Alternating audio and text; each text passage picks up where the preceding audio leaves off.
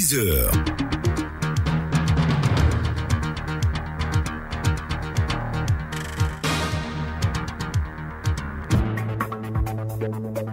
Jour de rentrée des classes aujourd'hui en Côte d'Ivoire. Bonjour et bienvenue sur la radio numéro 1 sur l'info. Et le sport, à 6h15, vous aurez le journal des sports. Et notre invité du jour, la ministre de l'Éducation nationale, d'enseignement technique de la formation professionnelle, Madame Kandia Camara, sur la rentrée scolaire, la rentrée des classes aujourd'hui. Le même sujet abordé par la suite dans La Parole est à vous. Et ces questions, comment amener les parents d'élèves à jouer pleinement leur rôle dans l'éducation scolaire de leurs enfants et ne pas considérer l'école comme une crèche. Et que faut-il faire pour réussir l'année scolaire 2018-2019? La santé, pour terminer, comment reconnaître une grossesse? Pour l'instant, place au journal. Jérôme Kouakou, bonjour. Bonjour Thierry Angeval, voici les titres de ce 6h. Rentrée scolaire 2018, les élèves reprennent le chemin de l'école ce lundi matin.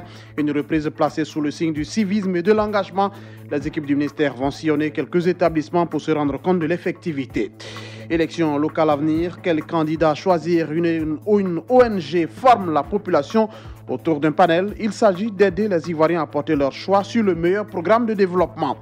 Et puis élections législatives en Suède, la droite et la gauche sont au coude à coude, mais les grandes formations historiques du pays subissent un revers au profit de l'extrême droite qui progresse. Voici pour l'essentiel. Bonjour, bienvenue à tous. Et c'est le journal que vous suivez sur Radio Côte d'Ivoire. Rentrée des classes, on en parle pour débuter ce journal. Les élèves reprennent le chemin de l'école ce lundi matin. Oui, la rentrée scolaire 2018-2019 débute donc ce lundi 10 septembre 2018 sur toute l'étendue du territoire national et prend fin le 31 juillet 2019. Cette année se subdivise en 3 trimestres, au total 1320 heures de cours, soit 32 semaines au total. Civisme et engagement de tous pour une école de qualité, tel est le thème de cette rentrée scolaire. Et à la faveur de cette reprise, la ministre Kandia Camara a invité chaque acteur du système, parents, enseignants, à mériter de la Côte d'Ivoire à travers un engagement exemplaire au service des enfants, notre bien le plus précieux, a-t-elle déclaré. Ce lundi, les équipes du ministère vont sillonner quelques établissements primaires et secondaires pour se rendre compte de l'effectivité de la reprise. Et nous allons à Bondoukou, les acteurs du système invités à s'engager dans la scolarisation de la jeune fille. Oui, c'est l'un des engagements de cette année 2018. Il s'agit d'aider la jeune fille à reprendre le chemin de l'école, mais aussi aider à lutter contre les grossesses en milieu scolaire. Le point avec Meshach Steve. Le rapport d'état du système éducatif de 2015 a révélé que les filles sont moins bien représentées que les garçons à tous les niveaux de l'enseignement. Parmi les raisons évoquées, les grossesses en milieu scolaire. Mariétou Koulibaly est la vice-présidente du comité du réseau ivoirien pour la promotion de l'éducation pour tous à Bondoukou. Nous avons décidé aujourd'hui d'organiser une campagne de sensibilisation qui non seulement va nous permettre de faire un peu l'état des lieux entre partenaires du système éducatif, mais également de voir dans quelle mesure nous pouvons véritablement mettre un frein à ce phénomène qui de plus en plus est en train de prendre de l'ampleur dans la région. De 294 cas en 2012, la situation des grossesses en milieu scolaire dans le Gontro devient inquiétante. Ouattara Mugiratou, de la direction de la mutualité des œuvres sociales en milieu scolaire à Bondoukou. L'année 2016-2017, nous avons au total 316 cas dans tout le Gontougo. Dans le secondaire, 288 cas et dans le primaire, 28 cas. Les parents disent s'engager dans le cadre de la sensibilisation. Madame Kakou, nous devons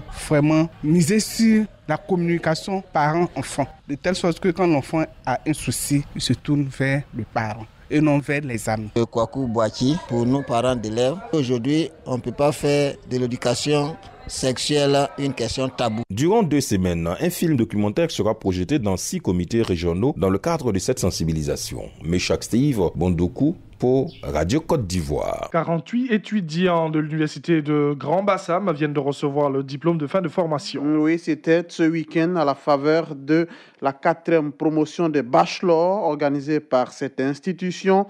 On va écouter au nom de tous ces diplômés Nancy Ekra, un des étudiants qui, au nom de ses camarades, donc, ont traduit tous leurs remerciements à l'encadrement.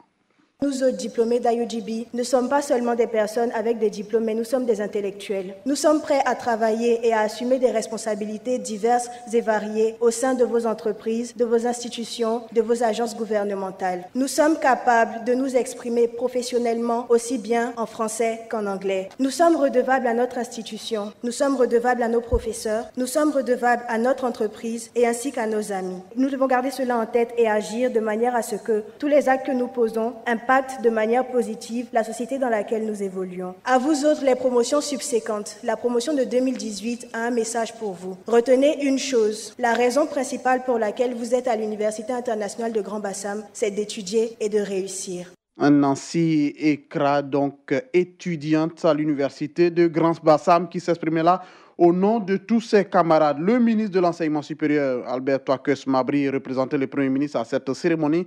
Il a exhorté les nouveaux diplômés à mettre en pratique tout le savoir qu'ils ont acquis à l'Université de Grand Bassam.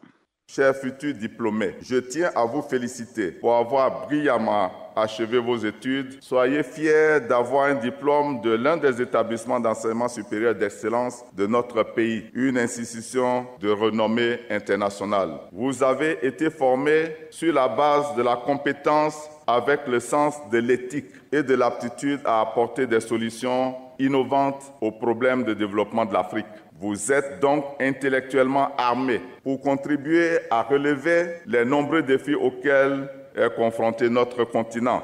Vos atouts sont réels, car vous avez la parfaite maîtrise des technologies de l'information et de la communication, au cœur de la stratégie de l'émergence souhaitée par le président de la République. Et la maîtrise de l'anglais en rajoute à vos qualités intrinsèques. Un autre sujet, parlons élections locales. Comment choisir son candidat, Jérôme? Oui, ces élections locales concernent les régionales et les municipales. L'enjeu du développement, c'est donc autour de ce panel organisé par l'ONG Civis Côte d'Ivoire qui veut ainsi faire la promotion du vote utile. Il s'agit pour un citoyen d'accorder sa voix et son suffrage au candidat qui dispose d'un meilleur profil, d'un projet de société qui répond aux attentes des populations. On va écouter Dr Kwame Christophe, président de l'ONG Civis Côte d'Ivoire. Il est question pour nous d'ouvrir le débat, mais un débat de fond. Nous avons régulièrement un débat de forme, un débat de clan, un débat de camp. En tant que citoyens, nous pensons que le débat doit se recentrer sur le fond, sur les projets de société, pour que nous puissions informer, sensibiliser les électeurs et les populations sur les objectifs de la décentralisation, sur le sens de la participation des citoyens à ces échéances électorales. Nous voudrions expliquer aussi le rôle et les missions des régions, des mairies. Nous avons inventé un petit concept qui s'appelle le vote utile et le vote je reste. Et ces concepts-là qui sont basés sur les articles 46 et les articles 84 de la Constitution ivoirienne et les articles 90 à 96 de la loi du Code électoral. Et pendant ce temps, le RDA est en meeting à Abobo ce week-end. Oui, meeting pour célébrer la cohésion retrouvée, puisque de nombreux candidats à la mairie d'Abobo viennent de se rallier à Ahmed Bakayoko, candidat du RHDP, et ce qui a donné lieu donc samedi dernier à un meeting à l'espace Tao à Abobo, non loin du camp commando. Ahmed Bakayoko a profité de cette occasion d'ailleurs pour renouveler son admiration pour la population d'Abobo. On écoute Ahmed Bakayoko. Nous sommes à Abobo, une famille qui est caractérisée par la solidarité, l'amour de son prochain, l'amour du travail. Ne dit-on pas qu'ici c'est les bras morts? Je dois vous avouer que depuis que je viens à Abobo, tous les jours, vous me touchez le cœur davantage. Tous les jours, vous me prenez tout et j'ai envie de tout vous donner. Vos sourires, vos applaudissements, vos cris me motivent, m'engagent à faire en sorte que je devienne pour chacun de vous un ami, un grand frère, un petit frère, un fils, un protecteur, un parrain.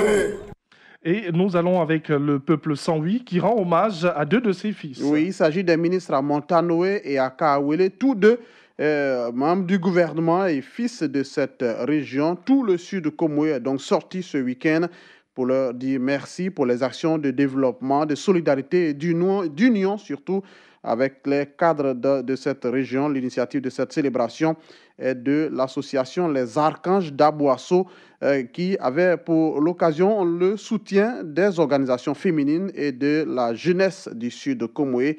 La cérémonie a été l'occasion pour les cadres d'appeler à l'union, bien sûr, de tous les filles et fils du Sud Comoé. Le point de cette cérémonie avec Thiemo Kodiarasoba. Au-delà du symbole de célébrer deux illustres cadres du Sud Comoé, les initiateurs de cette cérémonie ont voulu, à travers cet acte, appeler les filles et fils de la région à l'union, à la cohésion sociale pour apporter le développement dans cette partie de la Côte d'Ivoire, riche en potentialités agricoles, mais aussi humaines. Des potentialités dont n'hésitent pas à faire montre les ministres Amontano et Aka Aoulé, respectivement chefs de la diplomatie ivoirienne et ministres de la Santé et de l'Hygiène publique. Des ministres qui ont été salués et remerciés par leurs parents pour avoir posé d'énormes actions d'amélioration des conditions de vie des populations vivant sur place là-bas. Et si la mobilisation des habitants venus de Bassam, Bonois et du Saint-Louis a été remarquable, ce regroupement a aussi permis aux deux ministres d'appeler les uns et les autres au soutien de la vision du président Alassane Ouattara, une vision qui prône la paix, le vivre ensemble et le développement. Un développement qui passe par la mise à l'écart d'actions qui n'ont pas d'impact direct positif sur la vie des populations et la politique politicienne, diront les deux ministres en question. Thiemo Kodiarasoba, de retour d'Aboasso, Radio Côte d'Ivoire.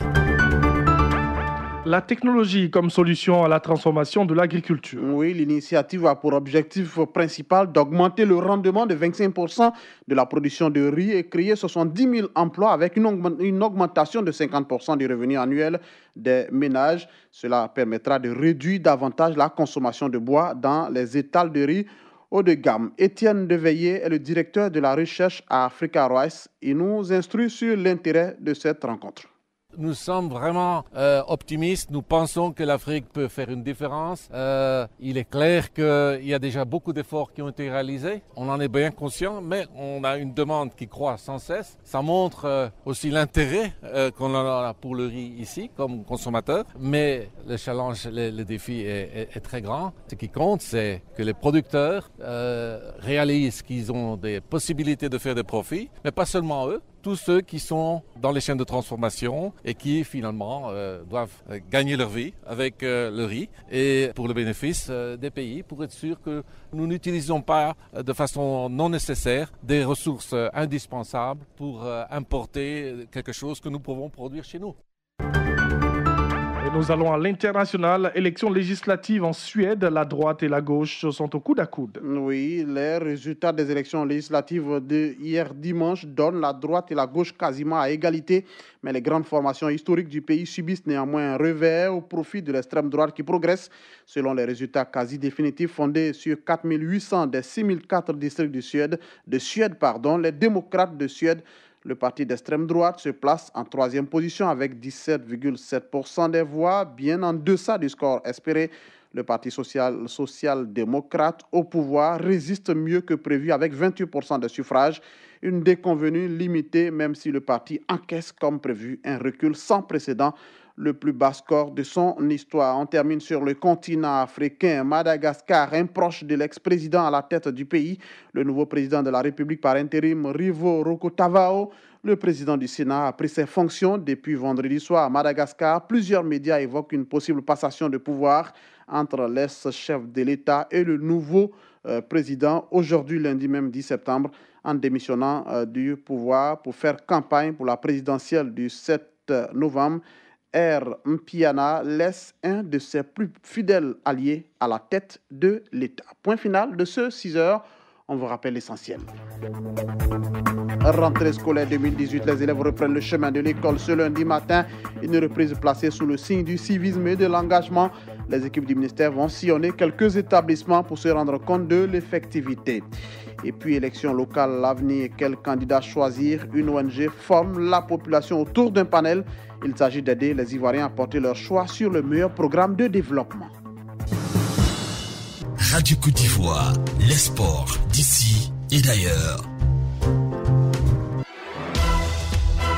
Le journal des sports, Ange Assoukrou. Vous êtes sur la radio numéro 1 sur l'info le sport, c'est l'heure du JDS avec Ange Assoukrou. Bonjour. Bonjour Angeval.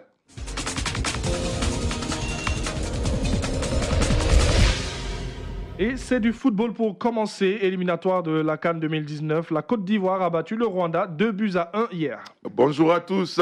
Les éléphants ont été conquérants hier à Kigali. Serge Aurier et ses coéquipiers ont battu le Rwanda 2-1. Match de la deuxième journée des éliminatoires de la CAN 2019. Les éléphants se relancent dans le groupe H après avoir perdu lors de la première journée. Envoyé spécial de Radio Côte d'Ivoire à Kigali, Brice Kwasi. Attendu au tournant dans ce match considéré comme le premier grand test du sélectionneur Kamara Ibrahim, les éléphants ont beaucoup souffert. Dominés en première mi-temps par une équipe hyper déterminée des Amavubi du Rwanda, soutenue par un public des grands jours, les Ivoiriens assez timides vont se faire peur. Pas deux fois avec des ballons sur le montant de Boro Sylvain. Passé ces moments de frayeur, le jeu va s'équilibrer. Et contre le cours du jeu, sur une grosse erreur du gardien rwandais, Jonathan Kodia à l'affût va ouvrir le score. Mi-temps, 1-0 pour la Côte d'Ivoire. La deuxième période débute en fanfare pour les éléphants. Action collective bien menée, Mas Gradel au second poteau, sur une frappe cadrée et bien appuyée, va corser l'addition 2-0. Alors qu'on s'attendait à un match tranquille, nos Pachidem vont laisser le jeu aux Amavubi qui, après une série de ratés, dont une nouvelle barre transversale, vont réduire le score sur une hésitation de toute la défense, cumulée à une sortie hasardeuse de Boro Sylvain, Rwanda 1, Côte d'Ivoire 2. Le Rwanda accentue la pression, mais le score ne bouge pas, malgré une grosse frayeur dans le temps additionnel. Kamara Ibrahim. L'essentiel était de gagner. On a gagné devant une bonne équipe du Rwanda. C'est la preuve qu'aujourd'hui, il n'y a plus de petite équipe. Rien qu'à regarder les résultats, on peut être satisfait parce qu'on avait un retard et on s'est remis dans la course. Côté joueur, satisfaction des caissiers francs, milieu défensif ivoirien. Dans une phase qualificative, en plus quand tu joues un match à l'extérieur, c'est pas facile. Donc je crois que c'est une victoire méritée, c'est une victoire fêtée. Et ça faisait aussi longtemps qu'on avait gagné un match officiel en fait. Donc nous sommes très heureux pour le résultat et on doit continuer de se lancer et gagner tous les autres matchs. Le Rwanda, 2 matchs, 2 défaites sur le même score. La qualification semble compromise pour la CAN 2019. Mais les Amavubi ont montré du caractère. Eric Mutanza, défenseur rwandais, se dit confiant. C'était un bon match. Donc les éléphants nous ont dominés et ils nous ont marqué 2-1.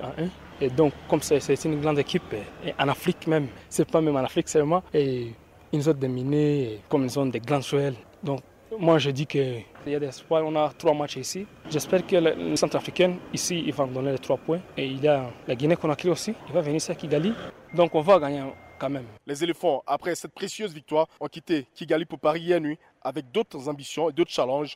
Retrouver d'abord les différents clubs et penser au prochain rendez-vous en octobre face à la Centrafrique. Brice Kwasi, Kigali, Radio Côte d'Ivoire.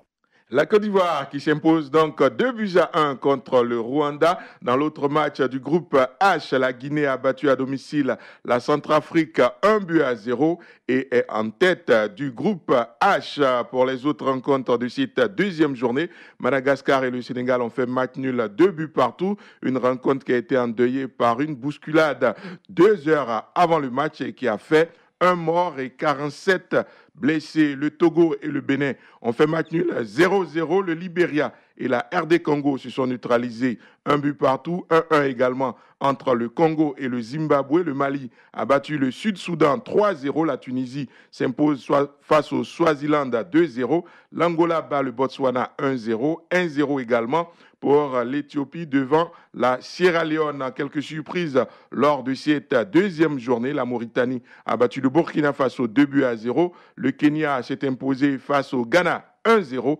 Et les Comores et le Cameroun ont fait match nul 1 but partout. La troisième journée de ces éliminatoires de la CAN 2019 se jouera les 10 et 11 octobre prochains. La Côte d'Ivoire recevra la Centrafrique le 10 octobre et la Guinée accueillera le Rwanda. Chez nous, en Ligue 1, le championnat national de Côte d'Ivoire, avec la première journée, l'Azida Bangourou et Bouaké Football Club ont fait match nul 1 but partout hier au stade Henri Konan Bédié pour le compte donc de cette première journée. Une première journée qui s'achève aujourd'hui avec les 2 dernières oppositions prévues à 15h30 au stade Oufoué-Boigny. L'entrée en lice du champion de Côte d'Ivoire, la SEC Mimosa face à l'AS Standa, et à Gagnoa, le Lys FC de Sassandra, équipe promue, jouera contre la FAD. Et du cyclisme, Tour de Côte d'Ivoire 2018, la première étape a été courue hier à Bouaké. Le Camerounais Artus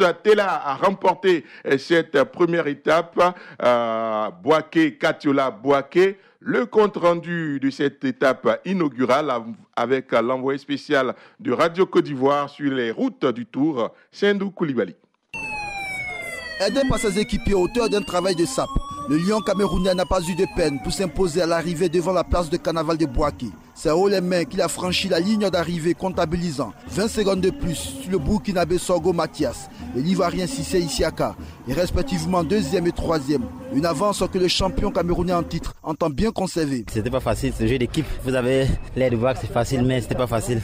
L'objectif pour vous, c'est de garder ce maillot jaune-là. Comme tout objectif, tout champion garde le maillot jaune. C'est comme on va essayer avant que ça nous dépasse, bon, mais on va quand même essayer. Porteur du maillot Radio Côte d'Ivoire, récompensant le meilleur Ivoirien, Cissé Isiaka ne désespère pas.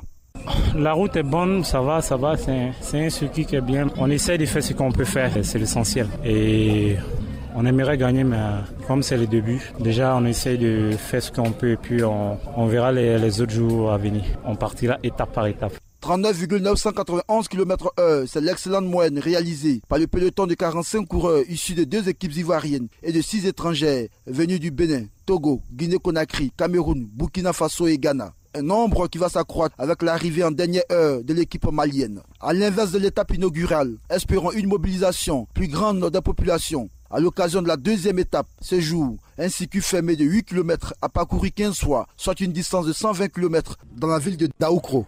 Sur la route du Tour 2018, Koulibaly Sendou, Bouaké, Radio Côte d'Ivoire. Vous êtes sur la radio numéro 1 sur l'info, le sport, venez de suivre bien le JDS avec Anja Soukou.